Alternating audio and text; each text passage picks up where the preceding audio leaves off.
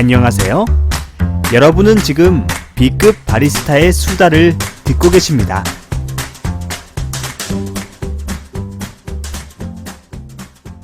자, 2부 녹음 들어갑니다.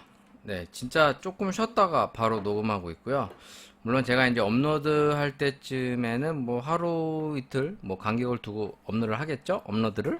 네, 지금 계속 녹음을 하는 거라서 그냥 한 방에 끝내버리려고. 쉬었다가 뭐 다음에 녹음하고 그러면 또 힘들어. 네, 지금 이 추석 연휴 동안 좀 쉴 거야. 저도 이제 백신을 맞았습니다. 사실 뭐 백신을 사실 안 맞고 싶지만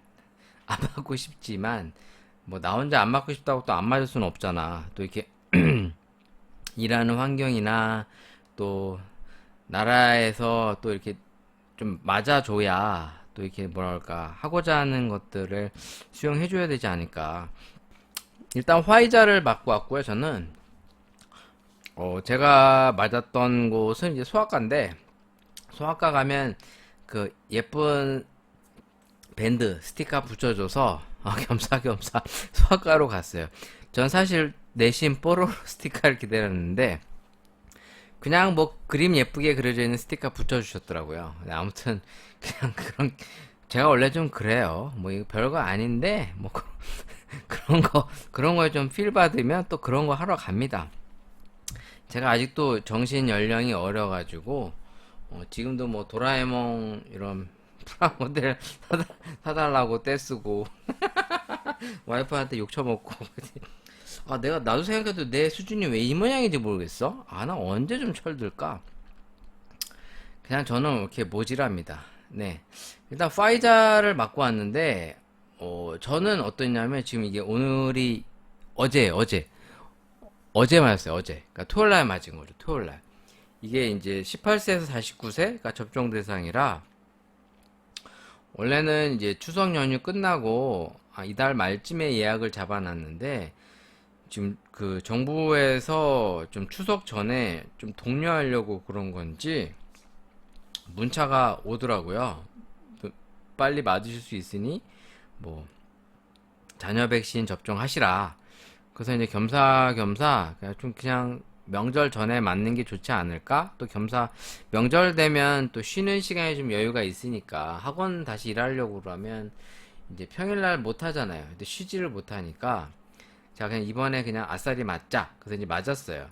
일단 뭐 화이자가 좋은지 모더나가 좋은지 뭐 저 일도 모르고요. 사실 뭐 관심도 없어. 뭐 찾아보면 온통 뭐 부정적인 얘기들이 하도 많다 보니까 그런 거 보다 보면 안 맞고 싶잖아.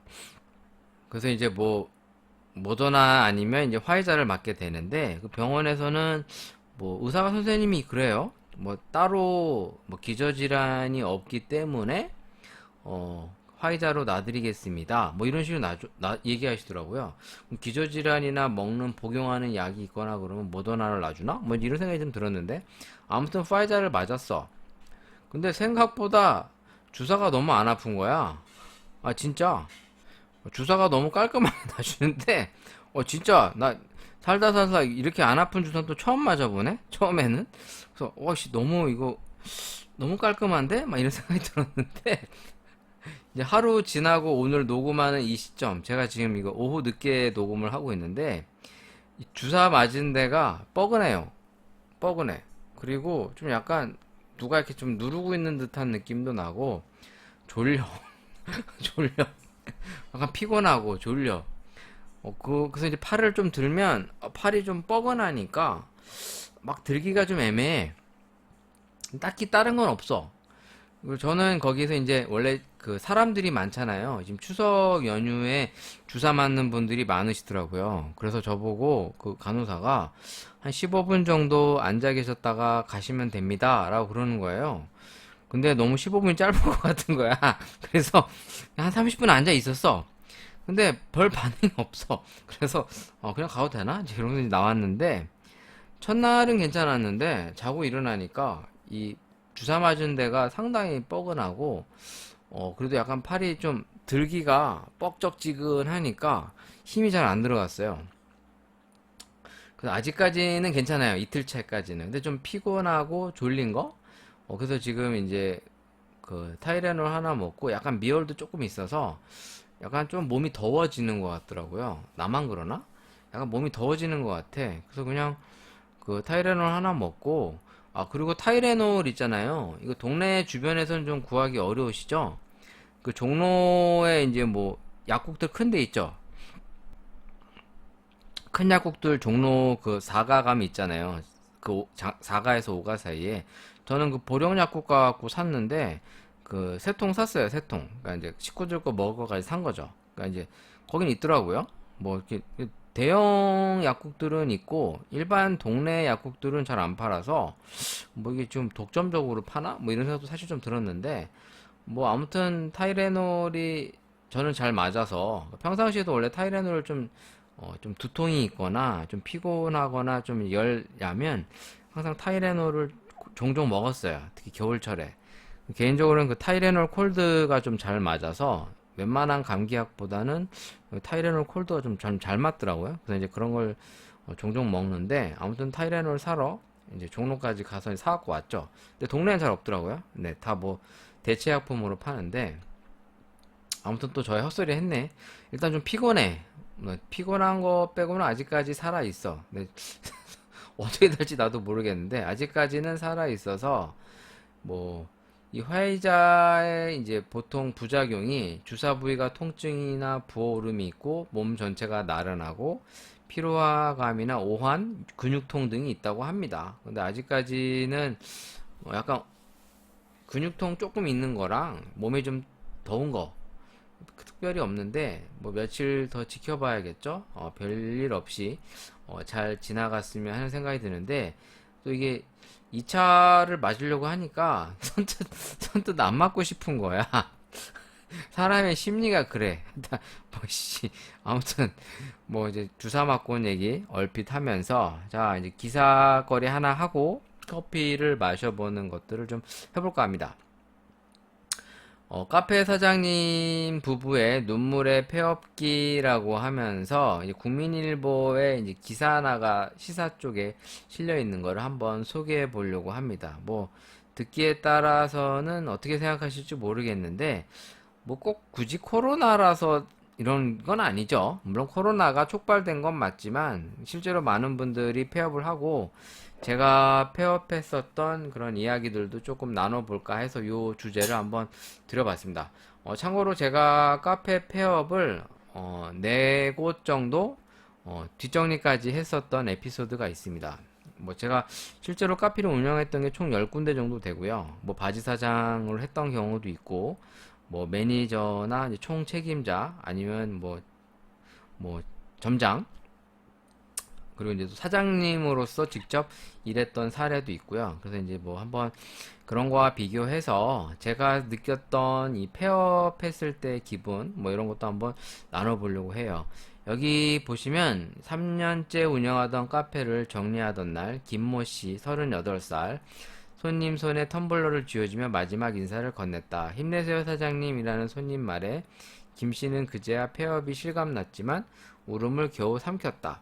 김 씨는 15일 국민일보와의 인터뷰에서 1년을 꼬박 투자해 마련한 카페였지만 폐업하는 데는 한 달이 채 걸리지 않았다며 씁쓸한 미소를 지었다. 김 씨는 2019년 아내의 고향인 경남의 한 도시 해안도로에 경남 진해? 20평형 규모 2층짜리 카페를 개업했다. 하지만 지난해 4월부터 코로나19 여파로 장사가 어려워졌고 올해부터 월세를 내기도 빠듯해 폐업을 결정했다. 폐업 신고를 위해 세무서로 가는 발걸음이 쉽사리 떨어지지 않았다. 김 씨는 결국 국세청 홈페이지에 접속해 폐업 신고를 했고 가게에 놓였던 전화기 인터넷 서비스를 차려 해지했다. 김 씨는 사업자 등록증과 영업신고증을 반납할 때는 마치 세상이 끝난 것만 같았다고 회상했다. 지푸라기라도 잡는 심정으로 권리금을 받고 카페를 그대로 양도하고 싶었지만 인수자는 끝내 나타나지 않았다. 할 수 없이 카페가 들어서기 전 모습으로 원상복구해야 했다.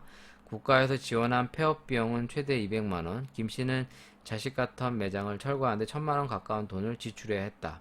공교롭게도 이 금액은 지난 1월 코로나19 상황을 버텨보려 받은 대출 금액과 같았다.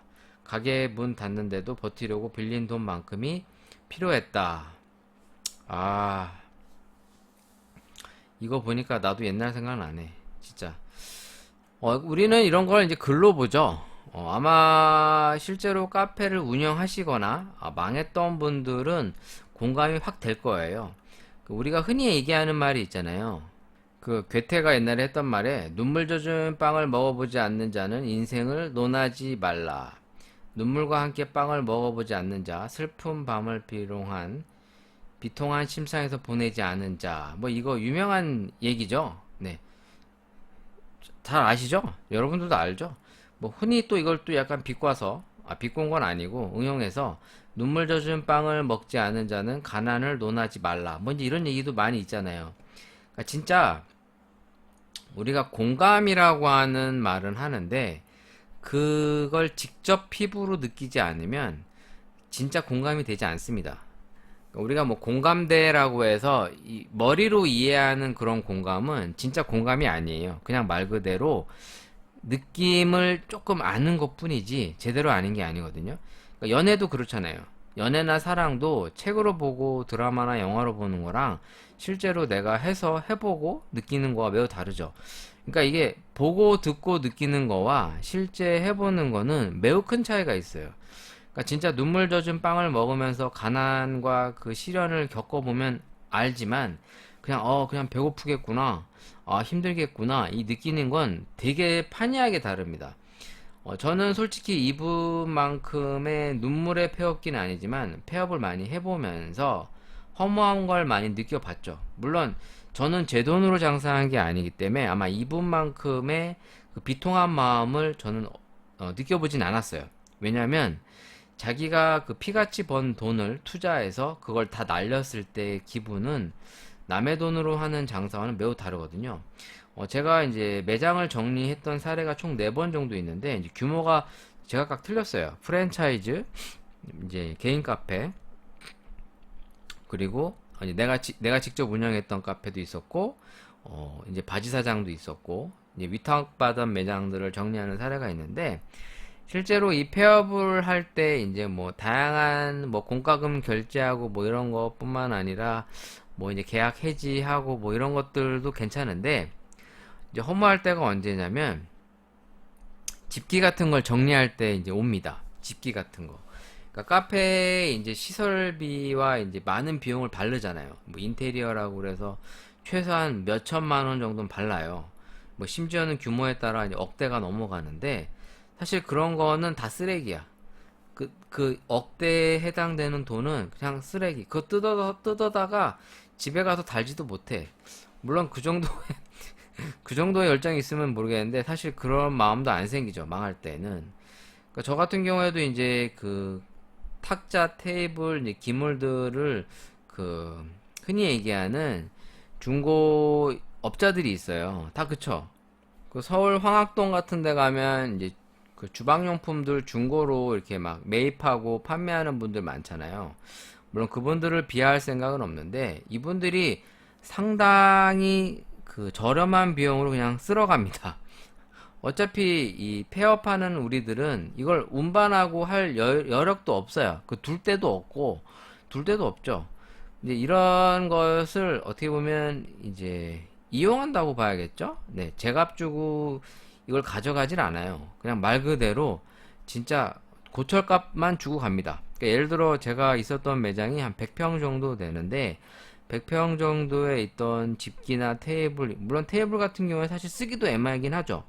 왜냐면 쓰던 거니까 정말 대량으로 사가시는 분들 아니면 근데 사실 하나하나 개별적으로 뭐 중고나라나 당근마켓 같은 데 팔면 제값 받고 팔면 꽤 돈이 될 만한 건데 뭐 의자 테이블은 뭐 거진 1,000원도 안 쳐주고 뭐 거진 쓰레기 수거하듯이 가져가요. 물론 가져가서 버리시는 것도 있을 거고 자기네들이 비싸게 팔기도 하겠죠. 그러니까 뭐 테이블, 의자 뭐 우리가 살 때는 몇백만 원씩 생각보다 비쌉니다. 프랜차이즈 같은 경우에는 의자 테이블 지네들이 납품해주는 그 가격대가 상당히 비싸요. 뭐 별거 아닌 것 같은데 아무튼 비싸게 팝니다. 차라리 내가 따로 사는 게 더 쌀 수도 있어요. 어떻게 보면 그냥 물론 이제 좀 튼튼하지 않을 수도 있는데 프랜차이즈 같은 데서 의자랑 테이블 세트 해서 상당히 가격대가 비싸요. 그러니까 뭐 비싼 건 몇백만 원짜리도 있고 보통은 최소한 4, 50만 원대 이상씩 됩니다. 그러니까 별거 아닌데 이렇게 비쌉니다. 그런 거를 이 업자들이 1,000원도 안 되는 돈에 거진 뭐 거의 가져갔다시피 해요. 그러니까 이런 거는 뭐 쳐주지도 않아요. 그러면서 이제 뭐 냉장고랑 이제 스테인레스 바 뭐 이런 것들 이제 가져가 쓸 수 있는 거. 근데 냉장고 이런 것들도 뭐 10만 원, 20만 원 뭐 이렇게밖에 안 쳐줘. 자기네들이 팔 때는 또 이제 꽤 비싸게 받겠죠. 최소한 5배, 6배는 받을 거예요. 근데 아무튼 이런 기물들을 거의 땡처리 하다시피 걷어갑니다. 그러면 뭐 사실 그 주인한테 쥐어주는 돈은 뭐 한 100만 원에서 200만 원? 뭐 그것도 많이 쥐어줬을 때 얘기고 진짜 거진 헐값에 쓸어 가시는데 뭐 그것까지도 괜찮은데 이제 다 가고 나면 이제 비어 있는 그 공허한 그 카페를 보면서 이제 넋두리를 하죠. 아씨 여기에서 돈만 날리고 가는구나. 실제로 최근에 제가 이제 가게를 정리했던 이제 송도의 커피 리본 실질적으로 이제 가게를 축소했죠. 근데 축소하다 보니까 집기들을 업자들한테 팔진 않고 대부분 이제 좀 소형 매장으로 옮기거나 직거래로 다 팔았어요. 미리 사전에. 그러니까 직거래로 파니까 그나마 이제 제값을 받았죠. 그러니까 이제 인터넷 당근마켓이나 이제 중고나라 같은 데 올려서 뭐 테이블이나 이 소파 세트 같은 거 최대한 조금 저렴한 가격에 내놓으니까 사람들이 다 가져갑니다. 그러니까 업자한테 파는 것보단 차라리 그게 나을 수 있어요. 근데 아무튼 가져간다 하더라도 그 가게를 이제 리모델링 하기 위해서 최소한 몇 천만 원, 몇 억씩을 발랐는데 단 한 푼도 가져가지 못해요. 그러니까 이제 우리가 흔히 이제 이런 걸 권리금을 받고 양도를 하고 싶어 하는데 현실적으로 요즘 같은 때에는 특히나 규모가 큰 카페들 이 시설 권리금을 제대로 받기도 어렵습니다. 그러니까 바닥 권리금 기본으로 깔려 있는 권리금 플러스 또 이제 영업 권리금이라고 해서 처음에 들어올 때 이제 몇 억씩 내고 들어오는 경우도 있잖아요. 주요 상권들은 그렇죠. 근데 일반적인 상권들은 이제 바닥 권리금 그냥 말 그대로 이 시설비 투자한 정도만 받는 거를 그나마 이제 그것도 다행이다 싶은데 저희는 이제 그것도 못 받고 그냥 나왔어요. 그러니까 말 그대로 빈터터리로 나온 거죠. 거기다 돈 1,000만 원, 2,000만 원, 뭐 1억 받는 거 다 의미 없어. 그냥 다 쓰레기야. 그냥 나온 거야. 빈손으로 나오는 거야. 다행히도 이제 원상복구 하라는 얘기를 안 해서 그 건물주가 그냥 어차피 거기는 비슷한 뭐 카페나 또 이제 호프집 같은 거를 받을 생각이셨는지 새로 원상복구 하라는 얘기가 없었는데 그 원상복구 하려고 그러면 여기 나와 있는 것처럼 몇천 나와요. 진짜. 이 규모가 크면 클수록 다 뜯어내야 되니까 생각보다 비용 비쌉니다. 이런 인테리어 이런 철거 비용이 만만치 않아. 뭐 시간과 비용만 있다면 뭐 예를 들어서 나한테 뭐 인력 한 100명 있고 막 노가다 시켜서 뜯어낸다 뭐 이러면 모를까 사람 사서 이렇게 부려서 이렇게 하려면 상당히 많은 비용을 지출해야 돼요. 그런 면에서는 요즘 같은 때 이제 철거하는 이 폐업하시는 분들의 마음은 제가 조금밖에 이해는 못하겠죠. 왜냐면 내가 내 돈 내고 사업을 해서 망했을 때 그 마음은 진짜 제가 상상하고 싶지도 않아요. 얼마나 그 가슴이 찢어지겠습니까? 여러분들이 생돈을 바닥에 한번 깔았다 생각을 해봐. 길 가고 있는데 내가 수억을 그냥 바닥에 이렇게 깔아 놓은 거야. 뭐 기부라도 했으면 뭐 기부지 결국에는 사회에 기부한 거죠. 내 주변 사람들에게 기부한 건데 그 허무함은 말로 표현할 수가 없습니다. 아무튼 저도 이 비슷한 폐업했던 사례들을 보면서 뭐 사실 저는 제 돈이 아니었기 때문에 눈물이 흘릴 정도는 아니지만 자기 돈 가지고 사업하시는 분들은 정말 죽고 싶은 심정이라는 얘기를 많이 하세요. 그만큼 힘들죠. 저는 생각하고 싶지도 않습니다. 아무튼 자, 그런 의미에서 이 카페를 차려서 돈을 버는 이것이 생각만큼 녹록지 않다라는 걸 다시 한번 말씀드리면서 물론 사업을 할 때는 폐업할 거를 생각하고 하는 건 아니지만 정말 준비를 잘 해야겠구나 이런 생각을 제가 정말 자주 합니다. 진짜 커피 수업 할 때에도 제가 이제 폐업했던 여러 가지 사례를 통해서 이제 많은 분들이 카페에 도전을 했다가 망하는 걸 워낙 많이 보다 보니까 이런 것들을 좀 진짜 막 많이 전달해 드리려고 노력은 하는데 잘 못 느끼세요.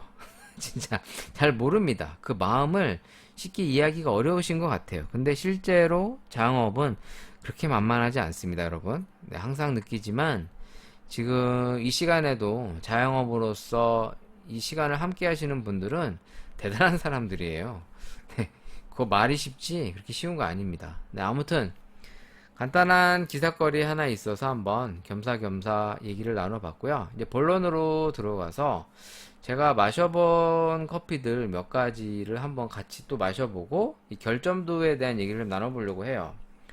아까도 제가 일부에서 잠깐 얘기했지만 커피를 할 때 이 선픽과 후픽이 생각만큼 힘들고 피곤하면서도 꼭 필수적인 내용입니다. 왜냐면 로스팅이라고 하는 게 생각처럼 균일하게 잘 나오질 않아요. 뭐 물론 그람수나 뭐 키로에 따라 그 조금은 균질성의 차이가 있습니다만 실제로 로스팅을 하다 보면 특정 콩이 좀 더 탄다거나 조금의 균일하지 못한 로스팅 포인트들이 나타나게 됩니다. 그럴 때 그런 것들을 잘 걸러주지 않으면 커피를 먹는 소비자나 커피를 추출하는 바리스타가 조금은 만족도가 떨어질 때가 많이 있어요. 그래서 선픽도 신경 쓰고 후픽도 신경을 써주는 건데 실제로는 이게 상당히 피곤합니다. 시간도 많이 들고 피곤해요. 그러니까 하기 싫지.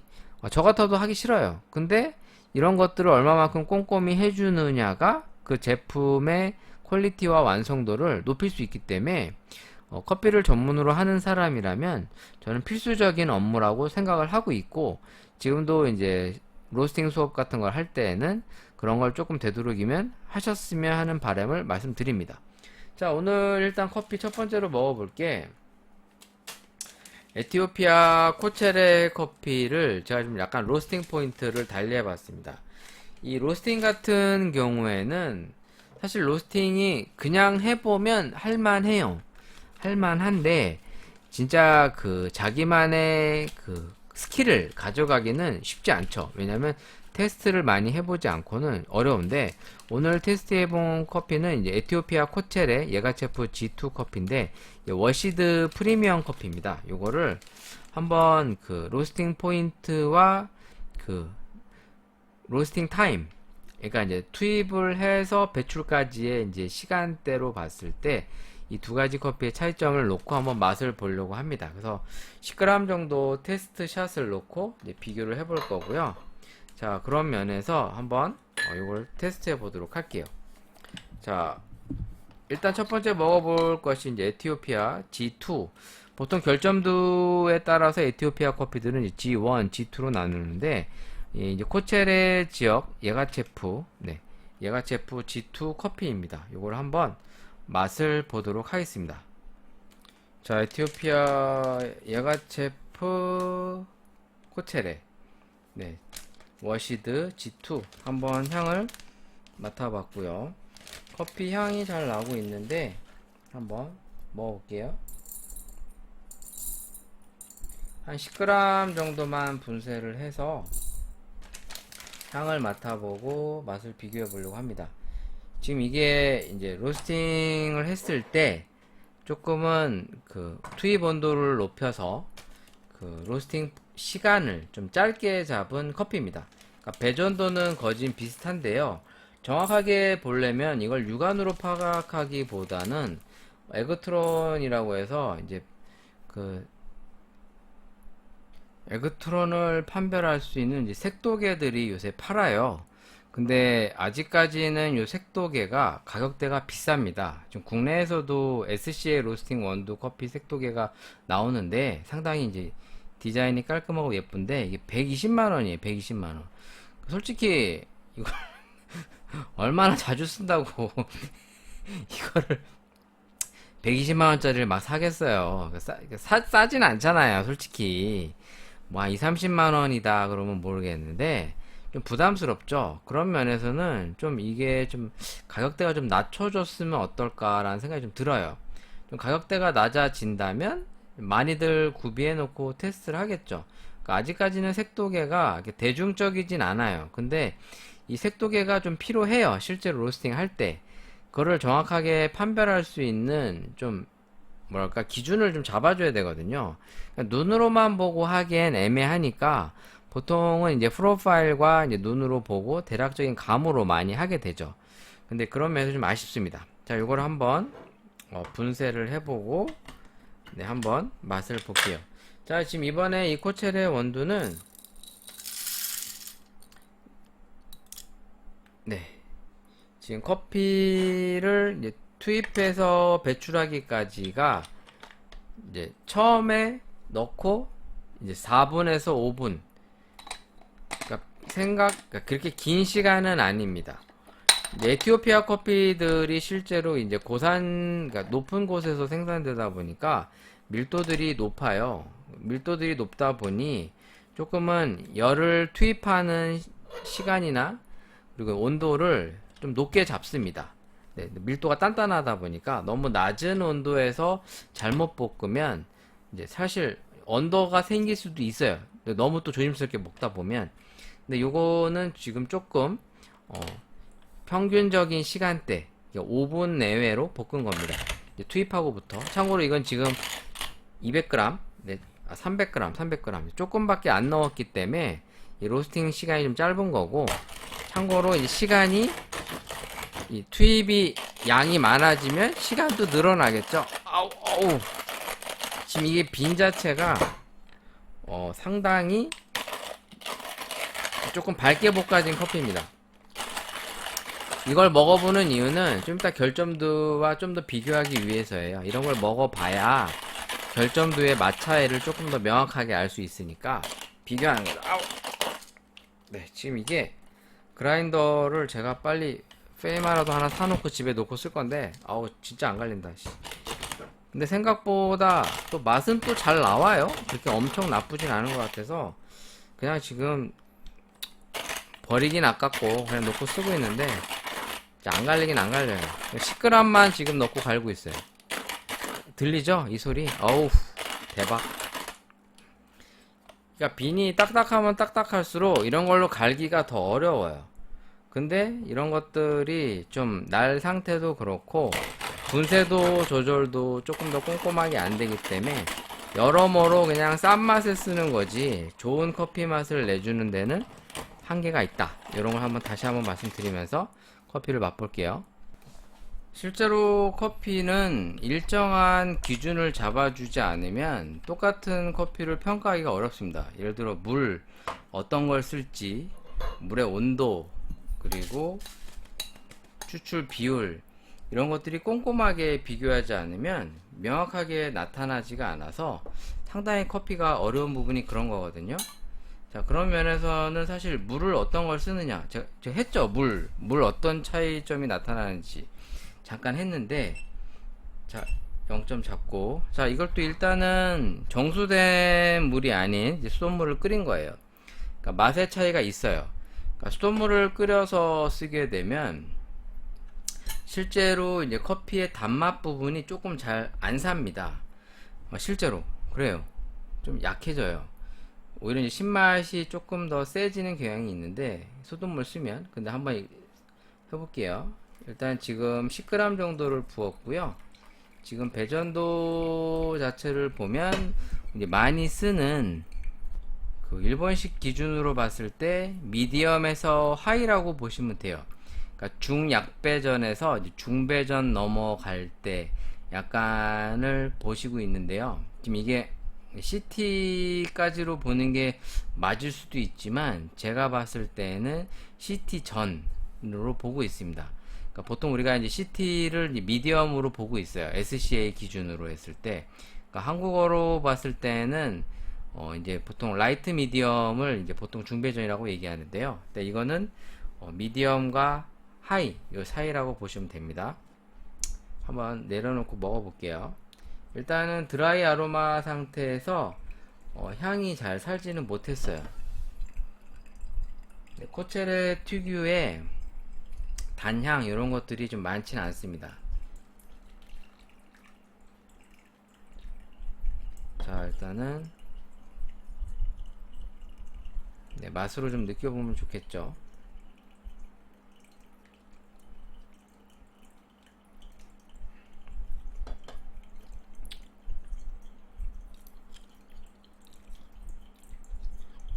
12배수에서 15배수 정도로 저 보통 많이 테스트 하는데 10g으로 해가지고 뭐 그게 맞네 틀리네 이런 걸 싸우고 싶진 않습니다.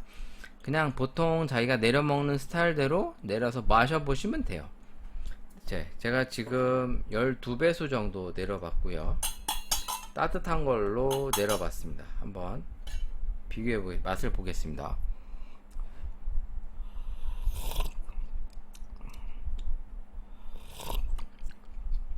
12배수로 내렸는데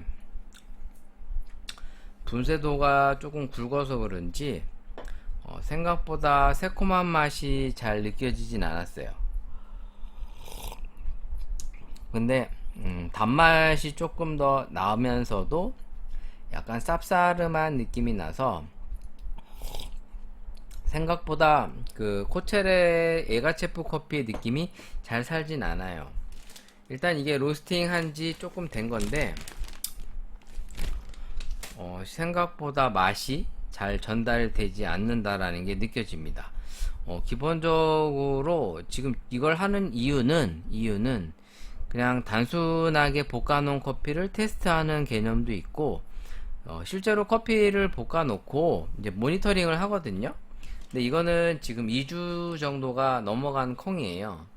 뭐 완전 밀봉이라고는 해도 기본적으로 공기가 좀 닿아 있기 때문에 실제로 2주 정도가 지나니까 향이나 맛이 상당히 많이 떨어진다라는 걸 다시 한번 느낍니다. 요번에 있는 콩은 조금 더 볶아진 거죠. 네, 더 볶아진 거로서 얘는 딱 느낌상으로 봤을 때는 이제 CT 정도 돼요.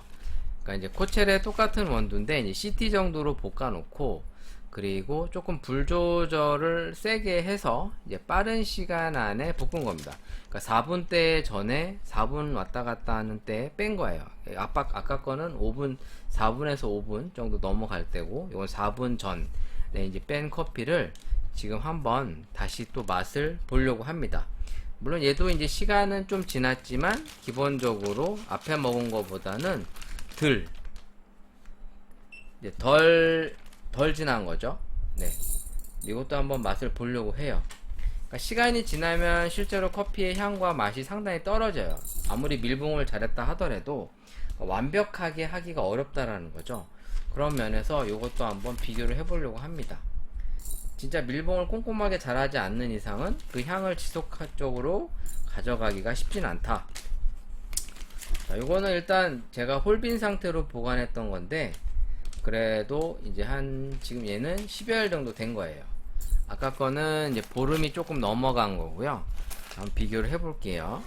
그래도 결점들을 볶은 커피만큼 불편한 맛이 많지는 않습니다. 그래도 한번 맛을 볼까 합니다. 자, 10g 정도를 똑같이 담았고요. 자, 얘도 한번 분쇄를 해볼게요. 분쇄 잘 됐으면 좋겠는데. 아까 거보다는 좀 색깔이 조금 더 진하지만 조금 빨리 빼서 제대로 속까지 잘 볶아졌는지 모르겠네요. 네, 한번 분쇄해 볼게요. 아까 거보다는 분쇄가 좀 더 편합니다. 실제로 배전도가 약하게 되면 딱 갈아보면 느낌이 와요. 잘 갈리는지 안 갈리는지. 그리고 이제 물에 녹아서 성분이 나오는 것들도 느껴지죠. 실제로 약배전 같은 경우에는 좀 더 분쇄도를 곱게 하고 물의 온도 조절도 좀 예민히 해줘야 할 수밖에 없어요. 그래야 성분들이 잘 빼져 나오거든요. 일단 잘 갈리네요, 얘는. 똑같은 에티오피아 코첼의 G2예요. 근데 이제 로스팅 포인트가 조금 다른 거랑 시간 배출도 달라요. 여러분 느껴지나? 이 소리로? 앞에 거는 이제 미디엄과 하이다 보니까 조금 더 갈리는데 조금 더 이제 좀 힘이 들어가는 거고요. 분쇄도, 그러니까 밀도가 단단해지니까 이제 잘 안 갈리는 거죠. 얘는 이제 거진 CT급이에요. CT. 네, CT 정도라고 보시면 돼요. 네, 얘도 한번 향을 맡아볼게요. 자, 향을 맡아볼게요. 앞에 거보다 조금 더 향이 좀 진한 감이 있습니다. 그러니까 시간이 좀 지나면서도 얘가 조금 더 살아있다는 느낌이 좀 드는데요. 실제로 맛으로도 그런가 한번 비교해 볼게요. 자, 아까 거보다는 향이나 맛이 조금 더 잘 나올 것 같은데, 그래도 한번 테스트용으로 해보는 겁니다. 지금 이거는 뭐 좋은 퀄리티의 상태로 점검하는 게 아니라 그냥 하나의 모니터링 자료로서 활용하기 위해서 제가 이제 테스트 하는 거고요. 그냥 커피는 할 때마다 여러 가지 변수에 의해서 결과물이 상당히 다르게 나오는 경우가 참 많습니다. 그러니까 이게 시간이 지나고 났을 때도 괜찮은 커피가 나오는지 그런 거를 좀 궁금해서 한번 해보는 거고요. 에티오피아 코첼의 원두가 집에 볶아놓은 게 있어서 한번 테스팅 해보는 겁니다.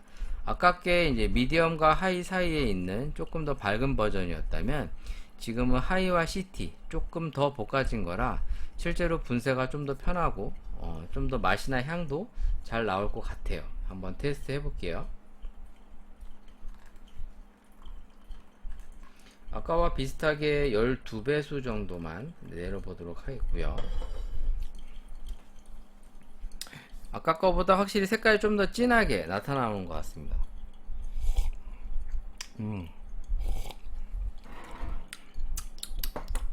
맛은 기본적으로 상당히 나쁘진 않아요.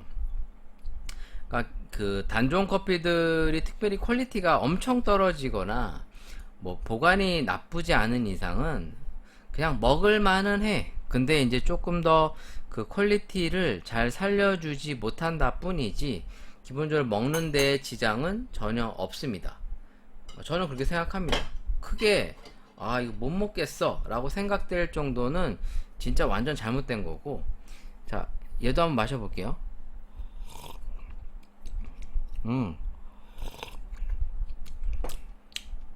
조금 더 향이 많이 손실된 느낌은 있지만 그래도 약간 단맛이 생각보다는 잘 나타납니다. 그러니까 로스팅이 어느 정도 되면 시간에 따라 확실히 맛이 변화나 이제 특히나 향의 변화가 있습니다. 보관을 잘 해도. 근데 생각만큼 맛이 없거나 그러진 않아요. 솔직히 이런 거는 그냥 막 팔아도 소비자들이 잘 몰라요. 진짜 소비자들이 커피에 대한 인식이나 정보들이 상당히 어두우셔서 카페들이 사실 이런 걸 가지고 속여 팔아도 잘 인지하지 못합니다. 그러니까 좀 커피를 전문적으로 하는 사람이나 특정 콩에 대한 정보가 박식하신 분들이라면 딱 먹어보면 이거 에티오피아 커피인 것 같긴 한데 너무 퀄리티가 떨어지는 건데 이렇게 판단할 수 있는데, 일반 소비자들은 그냥 맛이 이런 게 이 커피인가 보다 라고 먹을 정도예요. 근데 확실히 한 가지 확실한 거는 이제 향이 많이 손실돼서 잘 안 느껴져요. 이 둘 다. 그러니까 이제 보름이 넘어가는 시점인 것들이다 보니까 물론 홀빈 상태로 있었지만 조금 더 향과 맛이 잘 이끌어 나오지 못한다라고 느껴지고 있는데, 꼭 무조건 15일 정도 됐다고 다 안 되는 거냐? 그런 건 아니에요. 지금 15일 좀 더 됐구나. 지금 얘네들이 보름이 조금 더 된 것, 지금 처음 먹은 게 보름이 더 넘어갑니다. 그러니까 한 20여일 정도 된 거죠.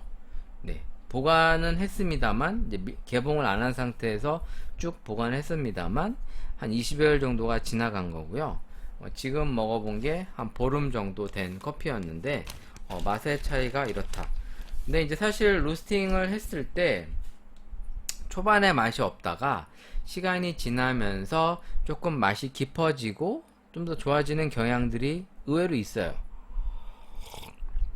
처음 먹을 땐 좀 그지 같은데 좀 지나니까 뭔가 맛이 여러가지 맛들이 복합적으로 잘 우러나오고, 지금 얘 같은 경우에는 약간 그 물엿 같은 거에서 나오는 단맛들이 좀 더 잘 나타나고 있습니다.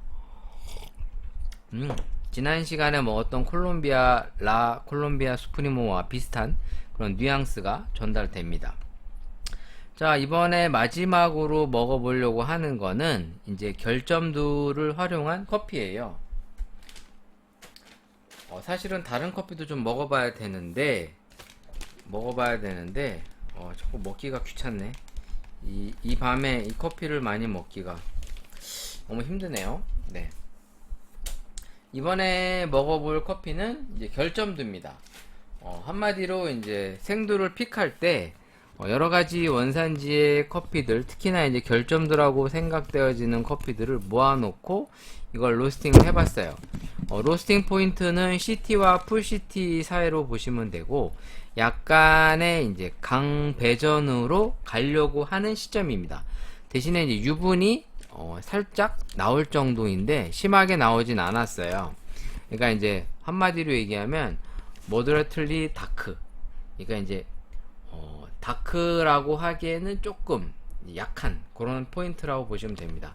그걸 한번 맛을 볼 건데, 이 결점들을 요 포인트로 볶은 이유는 아무래도 이제 상태가 좋지 않은 콩들이다 보니까 조금은 밝게 하기보다는 조금 더 볶아줘서 이제 이 결점두의 단점을 조금은 가려보자 라는 취지였어요. 그러니까 실제로 이걸 해서 먹어보면 생각보다 나쁘진 않습니다.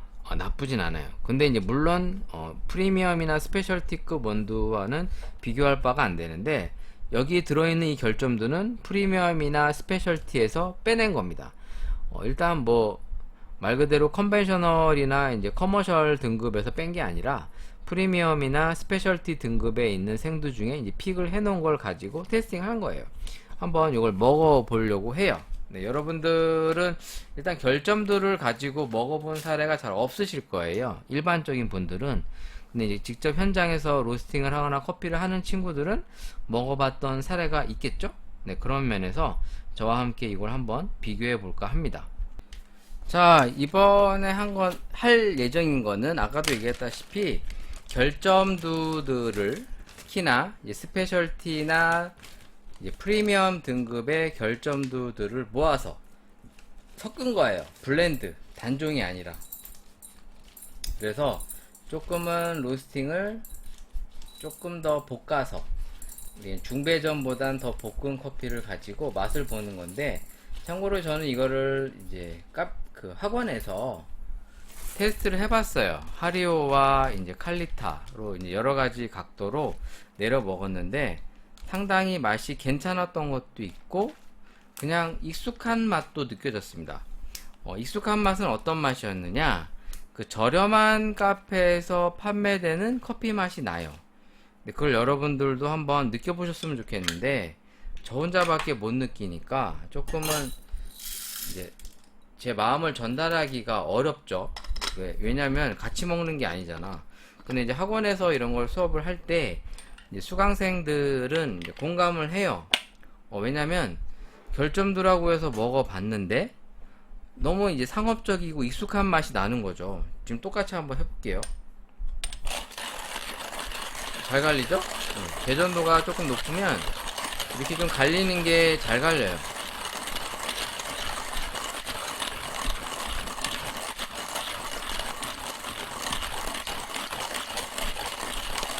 제가 얘기하는 잘 갈린다라는 건 힘이 덜 들어간다는 겁니다.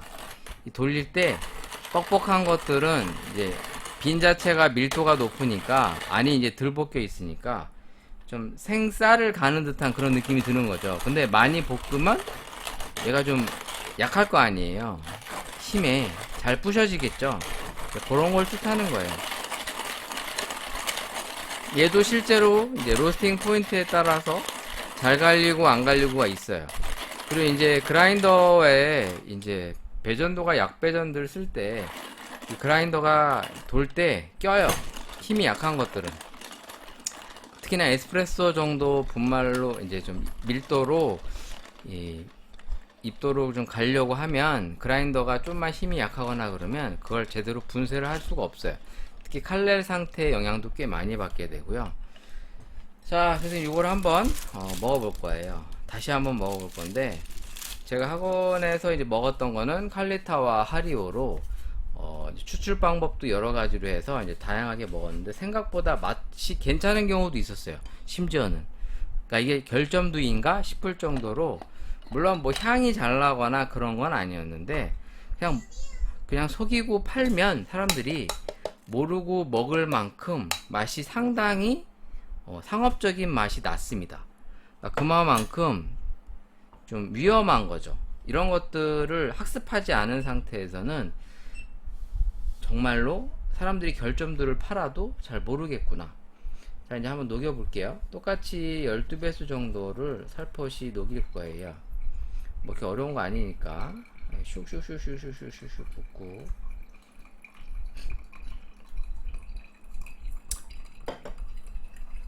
일단 뭐 향 자체는 구수하고 쌉싸름한 익숙한 저가 커피들, 특히 이제 가성비 괜찮은 저렴한 커피들에 나는 그 커피의 향이 납니다. 그대로 나요. 진짜.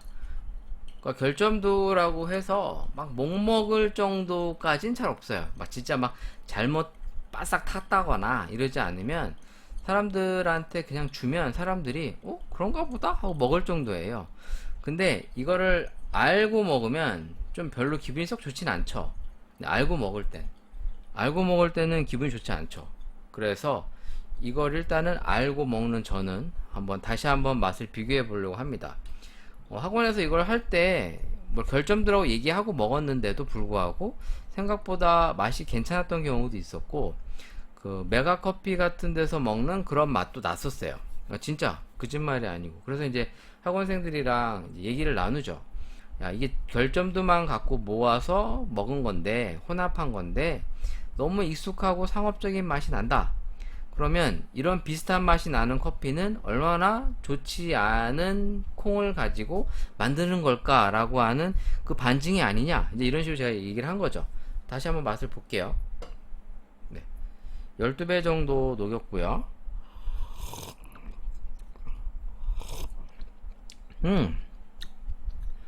오히려 맛이 괜찮아. 진짜. 그렇게까지 뭐 엄청 나쁘지 않아요. 그냥 팔면 사람들이 뭐 제 느낌상으로는 물론 이게 이 생두의 결점도가 특정 한 국가 것만 있는 게 아니라 막 짬뽕입니다. 짬뽕 막 여기저기 거 다 섞였어. 근데 맛은 그렇게 복합적인 맛이라고 느껴지진 않지만 제법 괜찮아요. 근데 뒤끝에 살포시 이제 불편한 느낌이 살짝 올라오긴 하는데, 이 정도면은 그냥 시중에 파는 저렴한 커피들보다도 나을 정도예요. 그러면 얼마나 그 저렴한 커피들이 얼마나 생도를 저급을 쓸까, 뭐 이런 것부터 한 번쯤 생각해 본다면 조금은 기분이 썩 좋진 않죠. 뭐 제가 하는 얘기가 설득력이 없을 수도 있고 이해가 안 되실 수도 있는데, 한마디로 이겁니다. 자, 결점들하고 해서 나름 이제 프리미엄이나 스페셜티급의 결점들을 모아서 이제 혼합된 짬뽕을 가지고 로스팅을 한 걸 제가 지금 먹어보고 있는데, 참고로 이거 한 지가 한 일주일 정도 됐습니다. 네, 일주일 정도 된 걸 지금 제가 먹어보고 있는데 맛이 생각보다 좋다. 오히려 그 강배전보다도 낫다. 일단 신맛은 느껴지는 건 없어요. 처음에 살포시 실 듯한 느낌은 있지만 구수하면서 약간의 쌉싸름한 맛이 올라오는 게 전형적인 블랙커피의 이런 드립커피의 맛이 잘 나타납니다. 이거는 진짜 속여서 팔아도 싸게 팔면 맛있네 라고 먹을 정도의 퀄리티예요. 정말 무난무난한 맛입니다.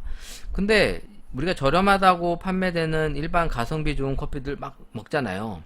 그럼 사실 쓰고 탄맛도 돌고 불편할 때가 참 많은데, 아니 이런 결점도 물론 이제 프리미엄과 스페셜티 등급에서 뽑은 거죠. 물론 커머셜 등급은 아닙니다만 개 중에 좋다는 것 중에서도 나쁜 걸 뽑아서 먹었는데도 이 정도면 그 저급한 커피라고 하는 것들이 얼마나 상태가 안 좋은 건가에 대해서 느낌이 온다는 얘기죠. 그러면 그 생두를 수입해서 가공하는데 비용도 많이 안 들었을 테고, 그렇다고 그걸 싸게 유통하느냐? 그렇지도 않아요. 일반 소비자한테 가기까지는 그래도 제값을 받습니다. 이런 거죠.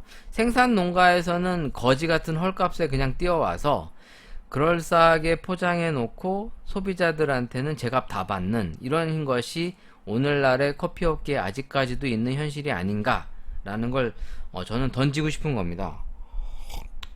뭐 이렇게 듣기에 따라서는 또 뭔 개소리야 뭐 이럴 수도 있는데, 그만큼 우리가 질 좋은 커피를 많이 못 먹고 있다는 얘기예요.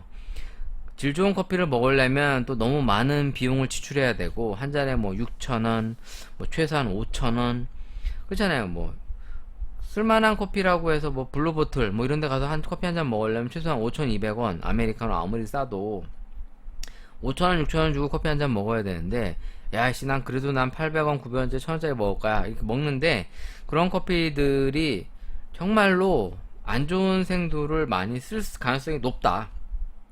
아닐 수도 있겠지만 그럴 가능성도 상당히 배제할 수 없을 만큼 높다.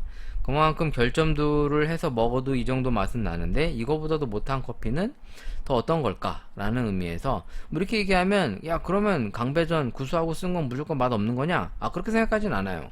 강배전에서도 이제 구수하고 쓴 이제 1, 2커피처럼 나름의 매력이 느껴진다면 내가 할 말은 없는데, 그냥 다짜고짜 쓰고 탄향 돌고 탄맛만 나는 커피가 이게 커피일까? 라는 거에 대해서 그냥 의문을 한번 던져보고 싶은 거죠. 네, 이렇게 해서 결점도 커피들을 한번 시음해보는 시간을 다시 한번 가져봤습니다. 저는 이걸 이미 먹어봤는데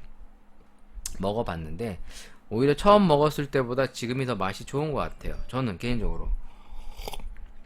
물론 이걸 칼리타로 내려서 조금 더 매력을 잘 이끌어내긴 했습니다만, 뭐 오늘 먹은 게 그 정도 맛은 안 나왔지만, 그래도 그 결점도와, 어차피 보통 결점도는 버려요 여러분. 생두를 픽하면 버립니다, 쓰레기통에. 물론 선픽이든 후픽이든 로스팅 후에도 버려요. 그걸 따로 모아서 먹지 않고 손님에게 팔지도 않는데, 그만큼 버려질 만한 커피를 가지고 먹어도 이 정도인데, 하물며 제가 돈 주고 사서 먹는 커피가 이거보다도 못하다면 조금 문제가 있는 게 아니냐, 그런 걸 얘기하고 싶었습니다. 오늘은 한번 1부, 2부로 한번 나눠서 얘기를 전달해 봤고요. 그러니까 한 1시간 한 40분 되겠죠? 네, 한 번에 길게 가는 것보다 또 이렇게 짧게 한번 끊어보고, 또 쉬었다 하는 게 아니라 한 번에 또 이렇게 연장해서 해보고 싶어서 한번 해봤어요. 네, 뭐 그냥 아시죠? 제가 막 맨날 1부, 2부 했다가 또 한 회로 또 길게 갔다가, 뭐 너무 좀 대중성 뭐 이렇게 중구난방하는 거 아니냐? 응? 뭐 하나 정해놓고 하는 것도 아니고, 물론 좋은 건 아닌데 그냥 내 마음이지 뭐. 이제 추석 명절 이제 막 시작입니다.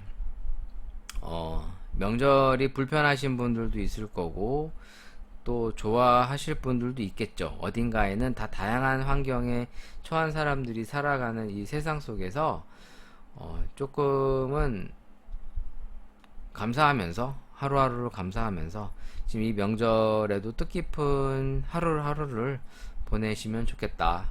뭐 백신 맞으시거나 맞으실 분들도 무탈하게 또 이 고비를 잘 넘겼으면 좋겠고, 자영업 하시는 수많은 카페 종사자들 정말 힘내서 좋은 결실을 맺었으면 해요.